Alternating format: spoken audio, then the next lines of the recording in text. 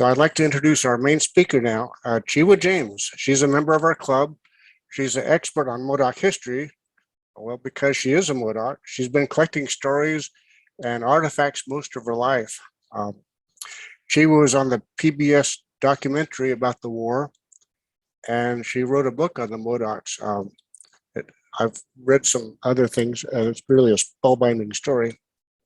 So you hear some of the highlights today, and there's a new revised edition of this book coming out shortly. So I'm interested in that. She's also a television anchor woman and reporter in Oregon, and before that, a park ranger in the Lava Beds National Monument. But that's a story for another day. Okay, Cheewa, welcome. Thank you. It's so good to be here. It really is. And of course, I'm in Friendship Force, and I feel very strongly about that. You know, the name itself, Friendship Force. You know, when I first heard that, I mean, there's a lot of things you could put with friendship. I mean, the word friendship. Then to put Friendship Force, I got to tell you something. Friendship is a force. And right now, looking at what is happening in the world today, I think that our force is our friendship. Our friendship and our ability to understand and explore how other people live and how they believe, and what their lives are like. I think it's the one thing that we can all do. I feel very helpless, as all of you do with everything going on. But I know that if I reach out and just am a friend and search, you know, for what other people are and how they feel, that's a minor contribution, but it's important. So I had to say that about Friendship Force. I've enjoyed very much being a member. I've traveled to a lot of countries. When I first joined, I thought, I don't know if I want to go live in somebody's house with them. That's very strange. Not strange. It was illuminating. You really get to know somebody when you're in a family setting. And I have also been a host myself and invited people into my home. And so I got over that in a hurry. And I found that I really got to know a country, you know, by simply more volume, please. Home. At any rate, yeah, I'm Modoc. It's been an important part of my life. You know, it happened in 1872, 73. And at that time, in the middle of the winter, a little tiny spark of life flickered into being. Was a child, and he fought for his life just as the people around him, his relatives, his friends, were fighting for their lives too. This was in the middle of the Modoc War.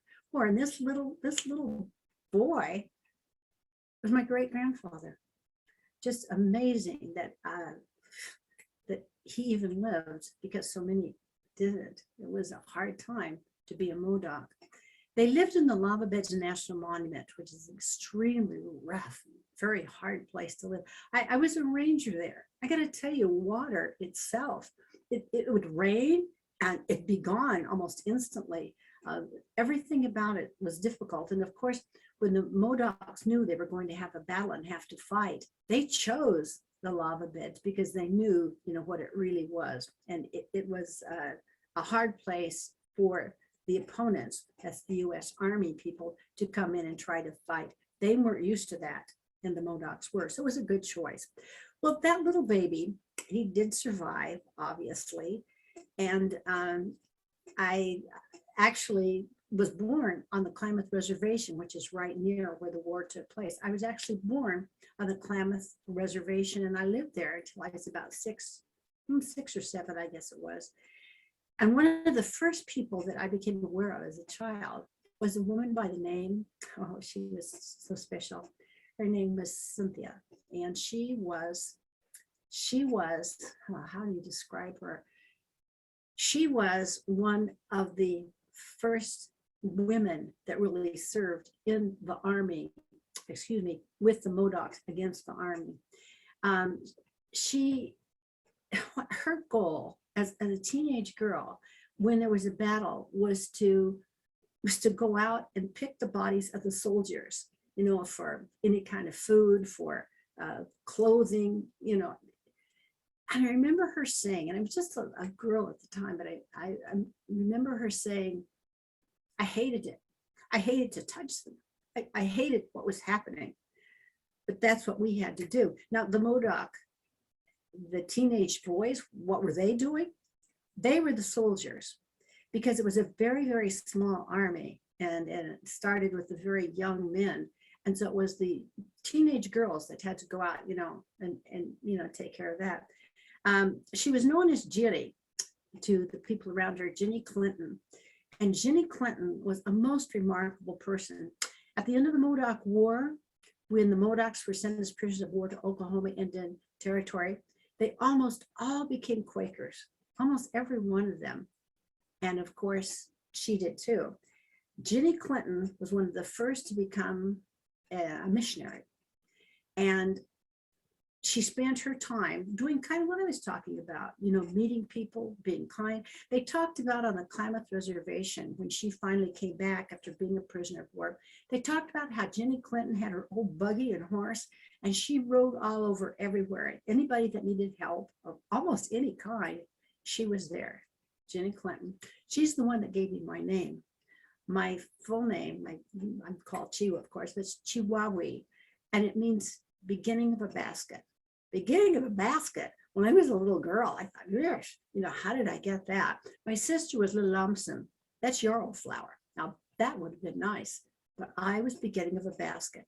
And then one day, Ginny took me out to meet one of the basket makers. And I have to tell you, I was in awe. And what I found out is that the beginning of a basket is the most important part of a basket. And if the sides go up like they should, the beginning has to be right. If you're a parent, the beginning that your children experience, whatever you do, you own a business, anything, it's the beginning that is so very, very important. I remember Ginny Clinton one time told us that the Modocs, when they finally evacuated, from the Lava Beds National Monument, where the war was fought, that they hid their, their everything, including gold. A lot of them, in this mining country, they had gold. They hid it all in a cave. And Ginny said to us, she says, I want to take you there. I want to take you there. Well, of course, we all wanted to go. So we set a date, we set a time. We went out to the reservation to pick her up. We started out towards the lava beds to get the gold and the saddles and the guns and all the other things. And it started raining. And then it started really raining, terrible rain, so bad that we decided we needed to take her back and pick her up on another day. It was so terrible out. That never happened. For whatever reason, we never connected again. And when I was a ranger, when I used to walk to the lava beds, I'd look at this cave, look at that cave, and I think, I wonder if that's the one. Who knows? It's never been discovered. I do believe what she said. I guess we'll never know. But the war was very different because these people had lived for 10,000 years in one spot. That had been their home. We've been able to trace it back 10,000 years. And they were water people. The Tule Lake and the rivers through there, that's how they lived. That's the birds and the fish, were their food. And they, in Tule Lake, they would literally pull the tules out, and from the tules, they'd make their baskets. And so they had lived there for generations. And what a lot of people don't know about the Modocs, and I love this part of them, is they had maybe the first democracy in our country. Everything was done by vote of the people. Even in war, they voted before they did anything. And I think it's important when somebody studies a war or anything else about a people, they need to have an understanding of how they thought, what the religion was, everything that would actually affect the war itself. In this case, like I say, there were major events that the Modocs met as a group, and they voted. The men did, the ones that fought would vote on what to do. And so I think that was a very rich environment, for a child even to be raised in, and to know that in time, like hopefully the children of our country feel, that they would have a voice in things. But this was the very first, thing about the Modocs that I think is remarkable. It affected the war. And many books have been written about the war, but they don't mention what I think is important, because a lot of the strategical moves were made by vote of the men, vote of the Modoc warriors. Let me tell you about some of their names. When the non-Indians came in, you know, the settlers and eventually the soldiers, they renamed the Modocs. And so listen to some of these names. There was Captain Jack. That was not his Indian name, of course, but he resembled a man who was a Captain Jack in a town near there. There was Boston Charlie, Black Jim, Steamboat Frag. Steamboat Frag. Ah, let me tell you about Steamboat. I wanted to know how on earth he got a name like that, because I would read in one book that his mother, you know, had a very deep, resounding voice. And then I'd read it was his wife that had the deep and resounding voice. I thought, where did that name come from? And then after many years of studying and reading, I found it. He was adopted as an orphan by a woman who was 15 years old. She grew up and he married her.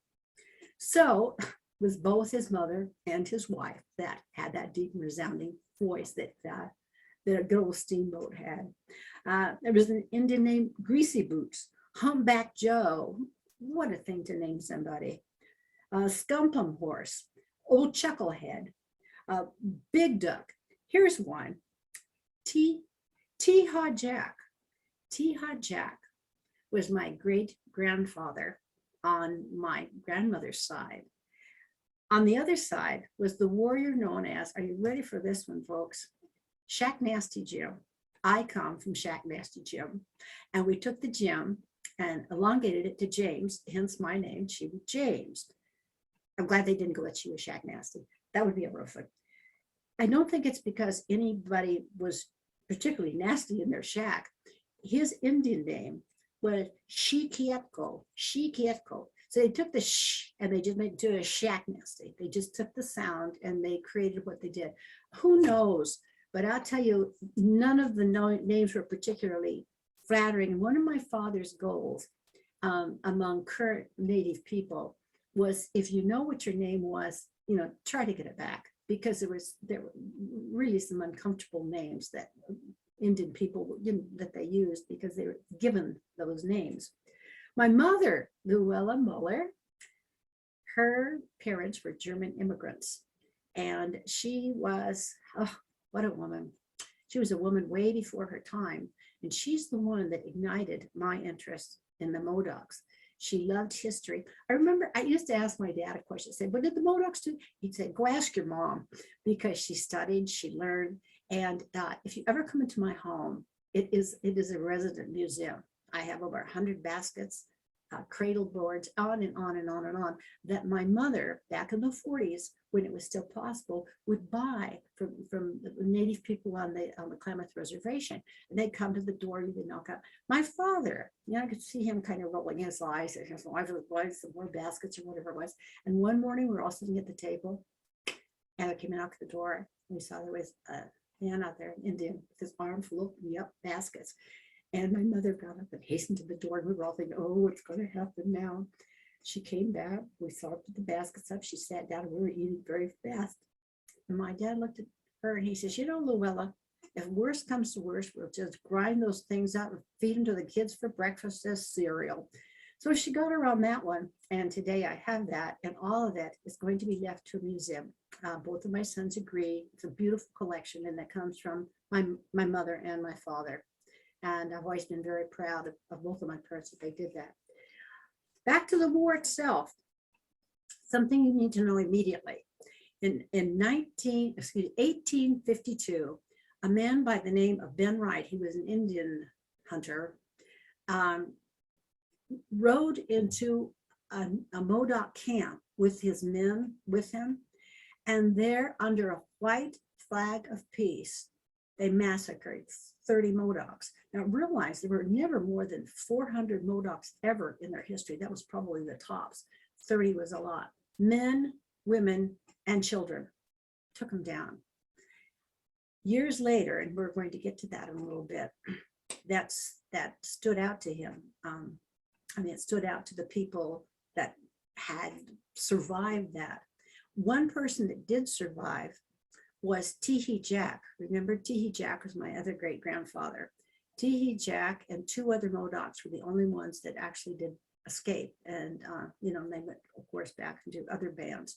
When I say bands, it's important to understand the war, to understand that Modocs were never a cohesive tribe. They lived in separate bands, and each band had their own leader called a Laji. And of course, the Laji is the one that administered, you know, the democratic spirit in which they all lived. But they answered to their bands, not to each other.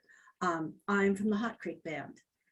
That's now right near the, you know, it's close to the highway, and you would never dream it was once Indian land, but it was. And the Modocs, when they voted, oftentimes their bands would enter in what, you know, to what was happening. You know, one of the sad things I think about the war is that, and this is something a lot of people don't understand, that when it happened and when the war broke out, all of the Modocs, bands, everybody, the entire group of Modoc headed for the lava beds, because that's where they wanted to fight, because they knew the land. It was like guerrilla warfare. They knew what they were doing. But you know what people don't realize? The women were there and the children. Now, I don't know how many of you have ever been in the lava beds, but it's a pretty rough place. It is. And I've often thought, what did they do with the children there? How did the wives, you know, handle their lives? Well, I got to tell you, it wasn't easy. And when the war was over and people were allowed, non-Indians, soldiers and such, were allowed into the place itself where the Modocs lived, it was a very sad situation, because you can't take women and children and shove them into caves, which is where most of them lived. And, you know, I used to lead tours through Captain Jack's stronghold. And again, I'd be looking and wondering if that's where they lived. And a most remarkable thing happened fairly recently. I got a call from the superintendent of the lava beds. He says, Cheewa, next time you're in town, he said, we want you to come to the lava beds. I want to talk to you about something, show you something. I said, well, okay. And I did it. And I was surprised when I drove up to the lava beds and into the stronghold itself and into the parking lot. I was astonished. Here's all the Rangers in full dress standing around there. I thought, what's coming off here? They said, we're going to show you something. It's a bit of a hike. So we hiked back beyond the normal route that we take visitors, and back into an interesting place where the walls were all of lava, and then very secluded. And all of a sudden, all of them came to attention in their uniforms. And the superintendent stood out to me, and he looked and he said, you know, if you will look over to your right, that is the dwelling of Shacknasty Jim and his family. That's where they actually lived. How did they find it? It's the only one they were able to actually pinpoint. And they did it with, I don't know. I don't even understand it. I just know it works with computers and people who know that hot stuff about it. They were able to take photographs and line them up with what they see today, because the lava didn't change. And so they take pictures of, you know, lay it up against. Anyway, they found it. And isn't that a remarkable thing? That was probably one of the most emotional days of my life, to stand there and know that little baby was born there. And that's where they lived. That's where they tried to survive. Survive they did. But I'm sure that was had to be a difficult life for everybody that was there. So that was the beginning. The first thing that happened, let's start the war here, was the Lost River Battle. What happened? What happened should never have happened. And, you know, this is another thing you know about the Modoc War. It was never authorized. It was never supposed to happen. General Canby, who oversaw the entire thing, said nothing can be done without my authority and without checking with me. There was a man by the name of John Green, and he was stationed in somewhere near the lava beds. And some of the settlers had said to him, you know, those Modocs, they caused some problems. The most problems, I think, were things like they'd steal pies off the, you know, women would put the pies out and they'd swipe the pies. Nothing very serious, but there were obviously men in the area who wanted the land. Does this sound familiar? Yeah, you wanted the land. So John Green took it upon himself to declare war on the Modocs, in the sense, and when I say war, I mean not, they didn't anticipate really a war. They were going to take them up on the Klamath Reservation, where in the beginning they had been placed, but they had left the reservation because it just wasn't working out. They weren't being fed properly or anything else. They came back. So he took 38 men on a 68-mile ride through terrible winter weather. The men were actually frozen to their saddles at times, and they headed down to Captain Jack's village because they wanted to take the Modocs into captivity and take them back up to the stronghold. They got down there, and one of the men was asked, or when he was interviewed much later about it, why he took his coat off, because it was deadly weather there. He said, because I knew I might need my arms to do something else. And he took out his gun. He says, we're ready to fight. So those 38 men attacked that village. They attacked in a strange, interesting way.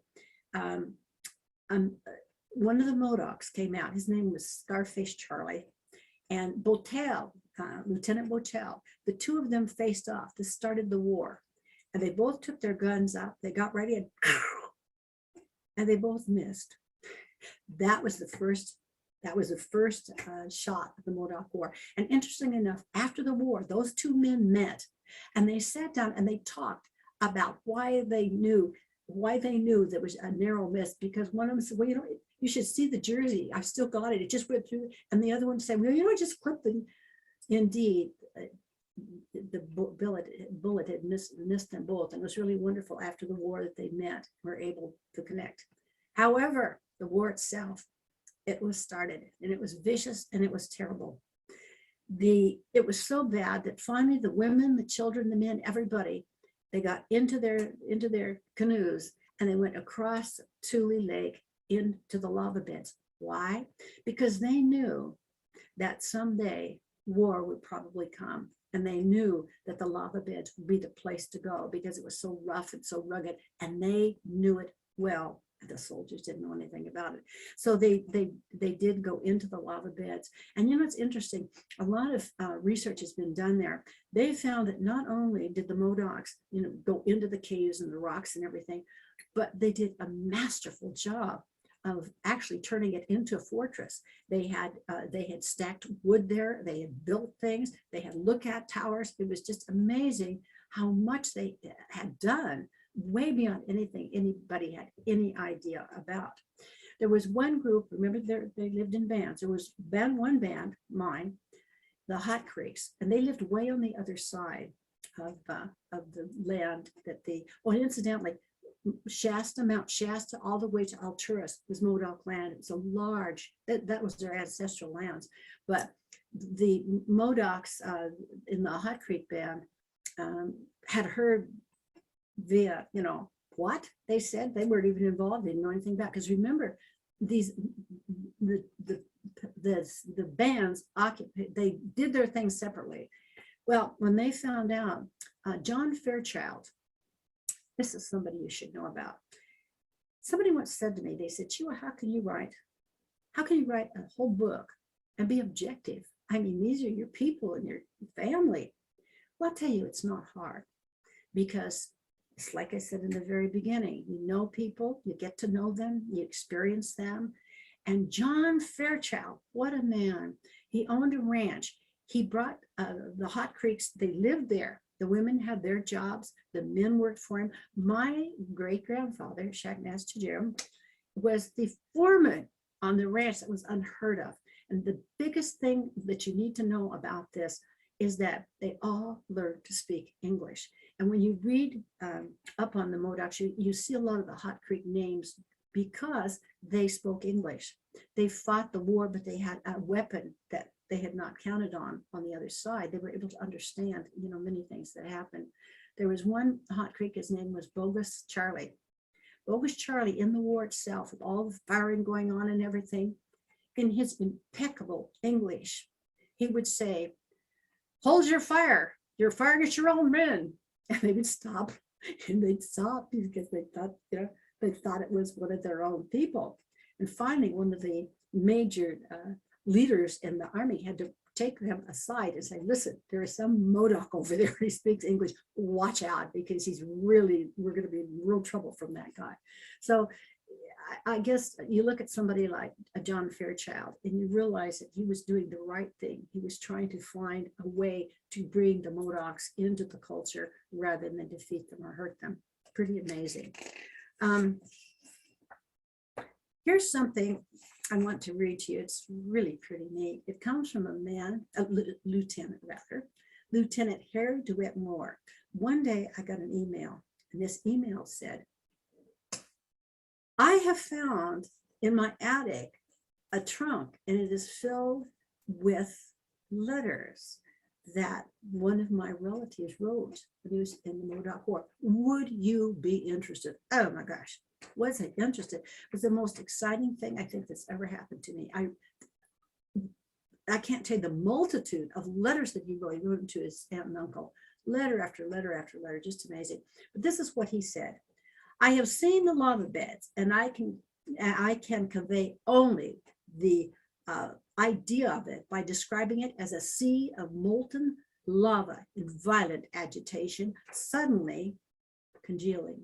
There are ridges of lava rock and corresponding depressions, holes with vertical walls, furrows and fissures. In fact, the roughest part of the country one can conceive of. It is impossible to get in on horseback, and next to impossible to get in there on foot. That's how bad it was. And the soldiers, most of them had service they were, in the wars before, Union wars, and they'd never seen anything like that. And many of them were cavalry. They were horse riders. And all of a sudden, there they were on foot, not understanding the terrain, not understanding what to do and how to operate. Didn't have certainly the training that they needed, but they didn't know they'd need that training. Sarah Brotherton, she comes into play for this reason. When the Modocs, went to the lava beds and vacated, one of the Modocs became very angry because some of his people had been killed. And so he and just 2 or 3 others rode around Tule Lake, and they shot settlers. They killed 14 men, no women, 14 men. Now understand, this was just some men, one small group, but nonetheless it was a terrible thing. And what happened, of course, is you can imagine the uproar in this country. And the Modoc War was highly publicized, everything that happened. And this whole entire country was just, they didn't tell the whole story about how it happened. And I would have to say, when you talk about, admiring people and writing about all people, Sarah Brennington, her husband was shot and killed right off his horse. And her 2 sons came running towards the house. She stepped out with her revolver, kept the Modocs away until she could get the kids in. She told the boy, she said, get your dad, there's 2 rifles, load them. And those 2 boys and their little sister kept the bullets coming for them.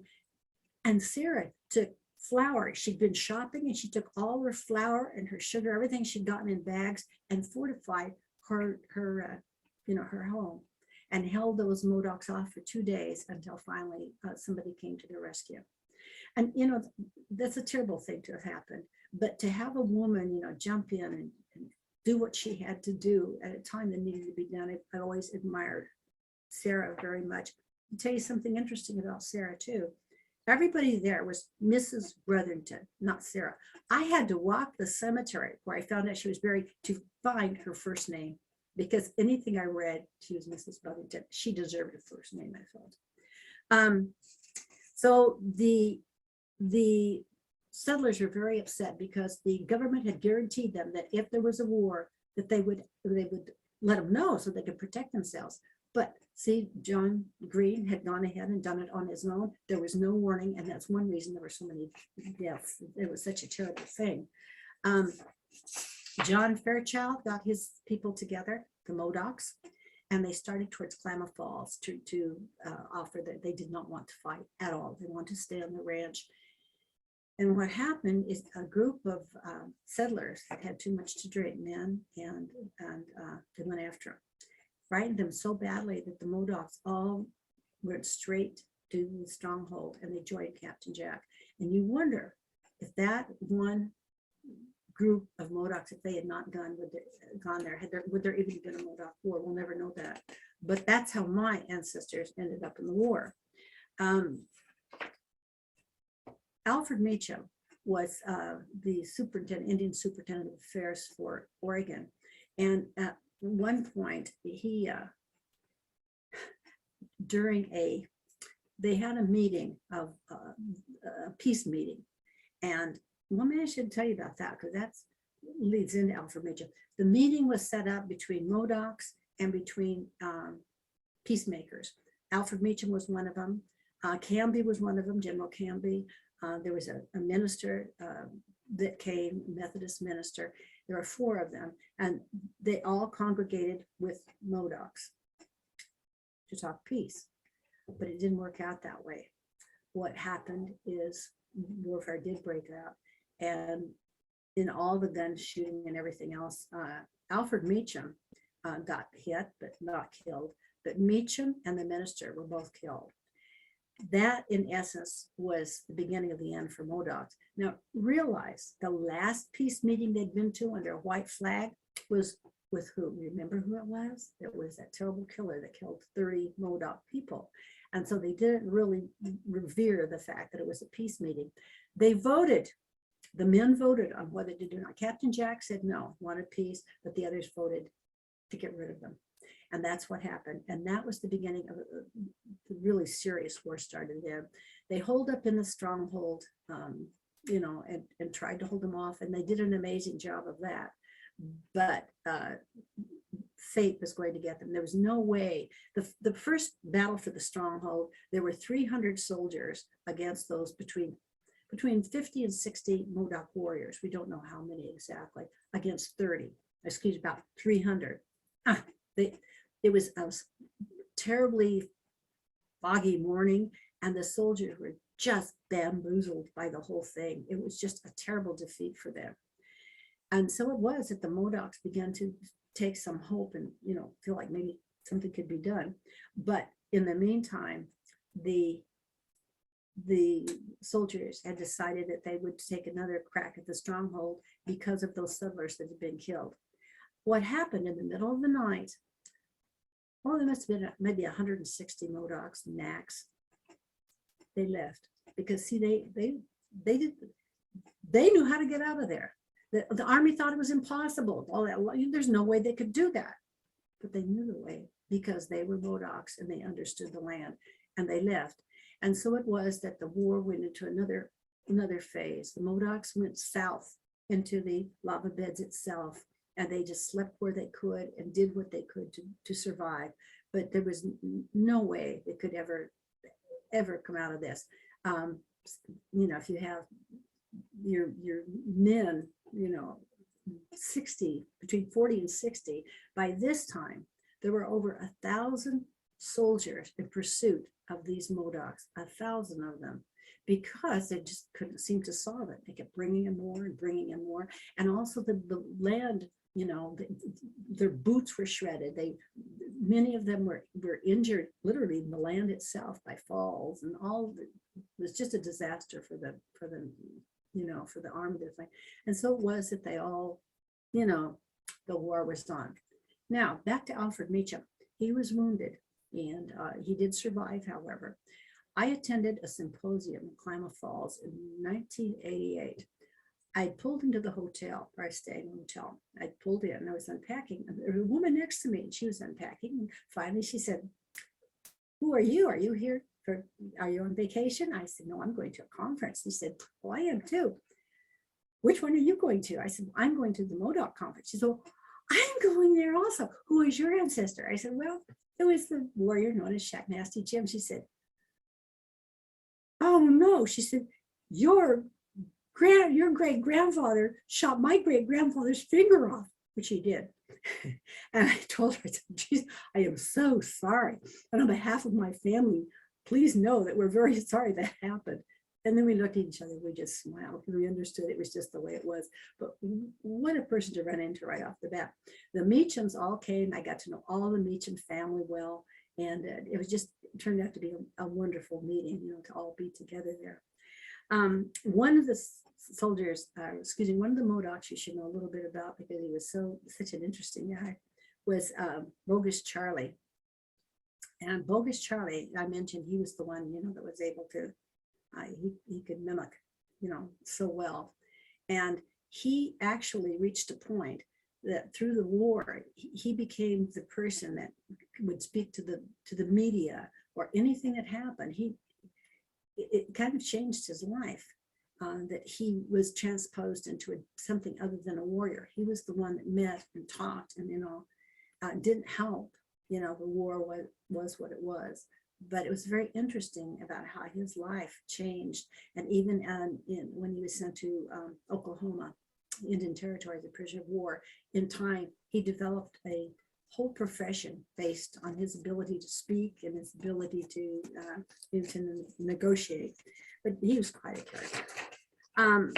Let's see where we are here. Oh my goodness. Oh, where do I want to take you next?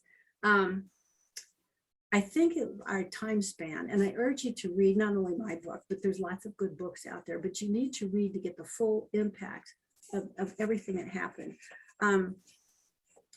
I think it's interesting to note that the war cost was phenomenal.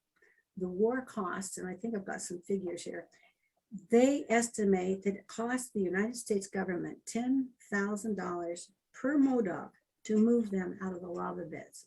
However, that was 1872 and 73. In today's dollars, that's $300,000 that it took to move them out. Because remember, it was very isolated. They had to bring all their food in. I mean, they had to erect their own camp out there, and the cost was just almost beyond belief. But in time, there was no place left to go for the Modocs. And when they left the stronghold itself, one thing that was really hard is the older people. It was hard for them to walk. It was hard for, you know, children, and they had to be careful that the children didn't cry. It was not a workable situation. And so it was that, you know, probably the Modoc War was ending. But towards the end of the war, one last thing happened that I think is always interesting. There was a New York Times man by the name of Edward Fox, and he wanted a scoop.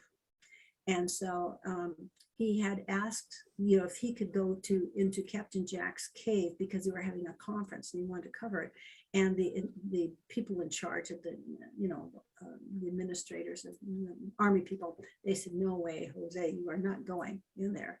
So what he did, he hid, and there had been snow, you know, snowfall.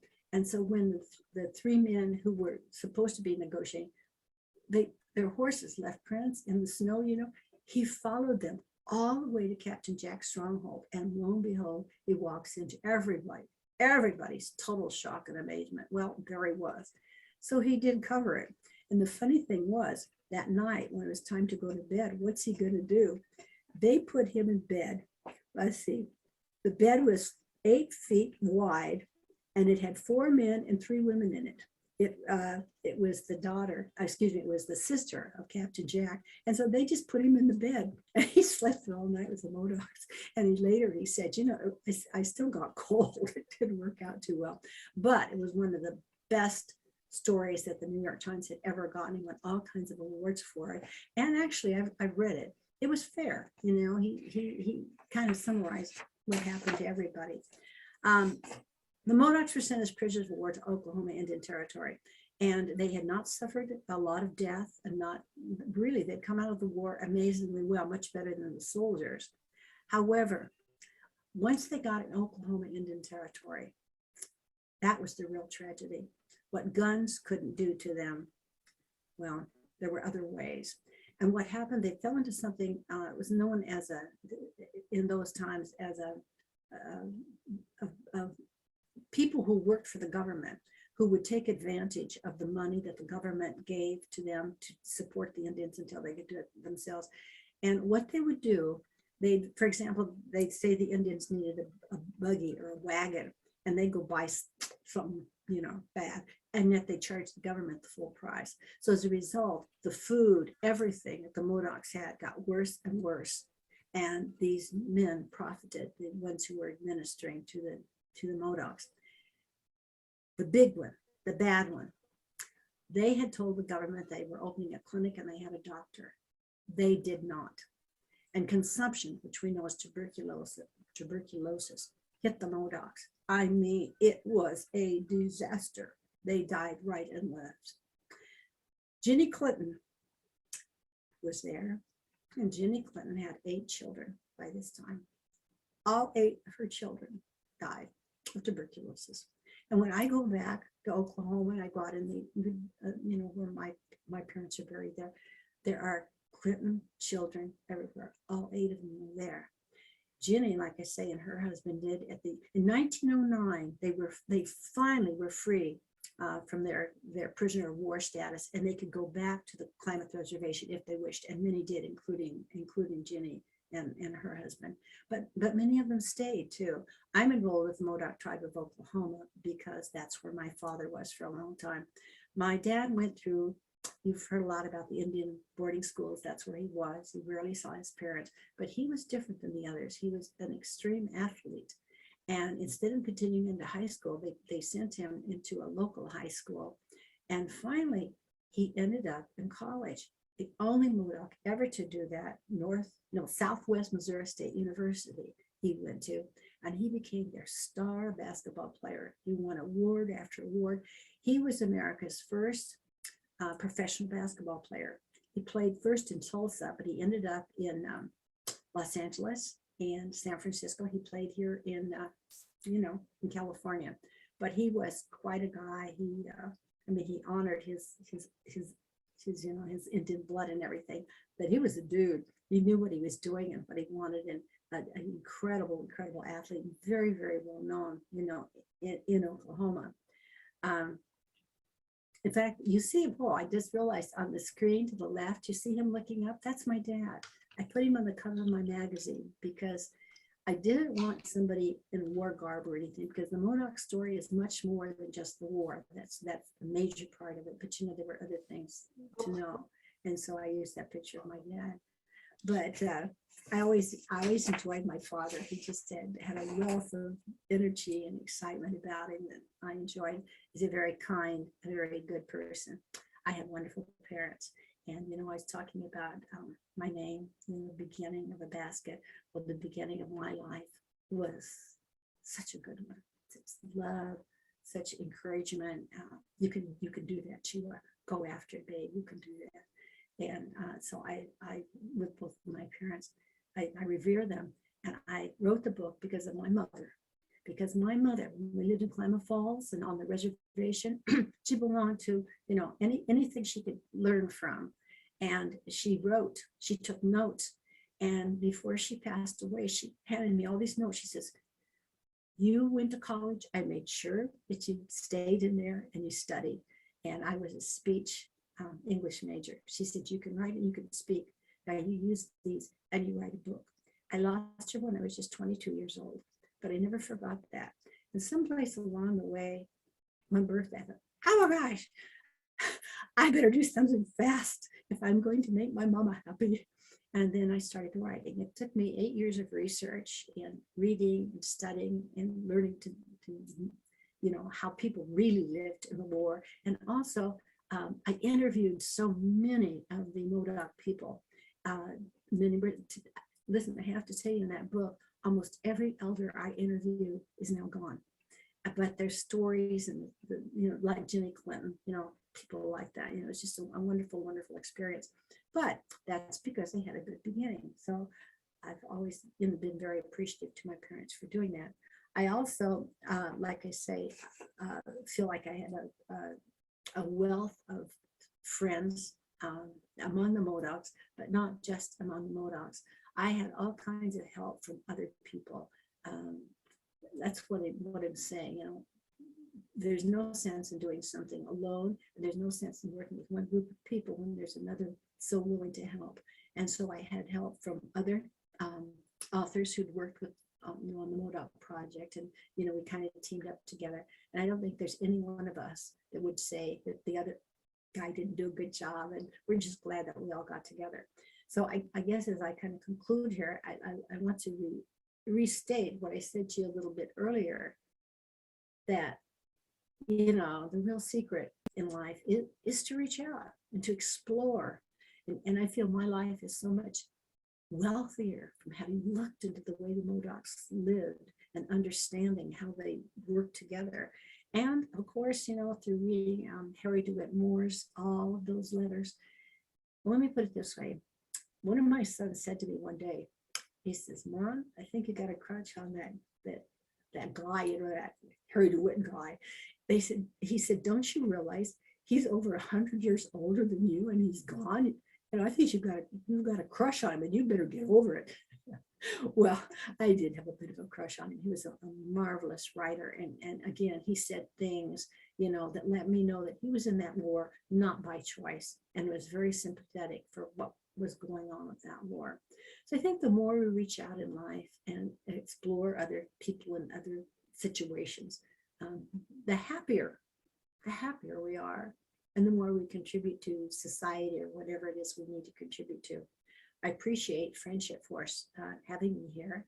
I know, like I said, I've traveled with Friendship Force, and I have just learned so much. I remember one time I actually led a group. I can't remember where we went on that trip, someplace, and we went to see a volcano, a dead volcano. I hoped it was dead, and the woman that was leading her group said to me, and I'd gone alone.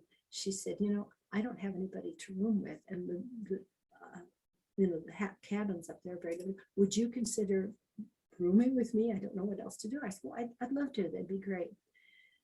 When we got in our room, she said to me, "I have to say my prayers. I say my prayers every night, and they're rather long and they're rather involved, but there's no place to go. There's no other buildings, and it's too cold outside."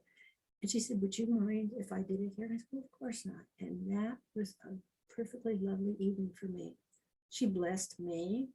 I knew nothing about what she was talking about or what it was all about. All I knew is that somebody cared about me. And that's what I'm talking about, is the situations we run into in life where people reach out and bless us, make us feel better, and we can return again. So thank you to all of you from wherever you are from. I'm so glad you were here. And maybe one day we'll meet. Who knows? Thank you.